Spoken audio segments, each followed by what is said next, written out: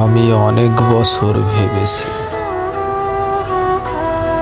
একদিন সব গুছিয়ে ফেলব, তারপর বাঁচব। আলমারির উপরের তাকটা গোছাবো, যেখানে পুরনো বিল আর ভাঙা চার্জার জমে আছে। ফোনের গ্যালারি থেকে 3000 স্ক্রিনশট মুছব। মাথার ভেতরের যে কথাগুলো আমি কাউকে বলিনি, সেগুলো একটি খাতায় লিখে রাখব। তারপর মনটা হালকা হবে, তারপর আমি শান্তিতে ঘুমাবো। এই গোছানোর স্বপ্নটা নিয়ে আমি বছরের পর বছর কাটিয়ে দিলাম, অথচ গোছাতে গোছাতে আমি টের পেলাম জীবনটা গোছানো জিনিসের মধ্যে থাকে না।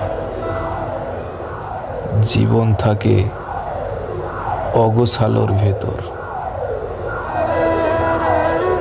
সকালে তাড়াহুড়ো করে শার্টের বোতাম ভুল লাগিয়ে ফেলা, দুপুরে অফিসের টেবিলে ভাতের সাথে ডাল পড়ে যাওয়া, রাতে মায়ের ওষুধ আনতে গিয়ে নিজের জন্য একটি চকলেট কিনে ফেলা। এইসব ছোট্ট বিশ্ব বিশৃঙ্খলার ভেতর ঢাকার এই বাসায় কোনো কিছুই পারফেক্ট থাকে না।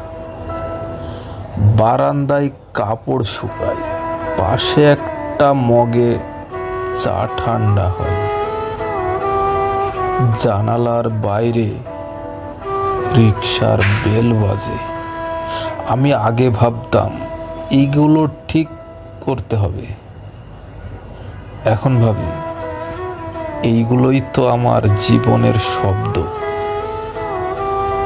গোছানো মানে আমি অপেক্ষা করছি, সব ঠিক হলে আমি নিজেকে সময় দেব। আর অগোছালো মানে আমি এখনই বাঁচছি। ভাঙা চার্জার, অর্ধেক পড়ার বই, মাসের শেষের হিসাব, সব নিয়েই।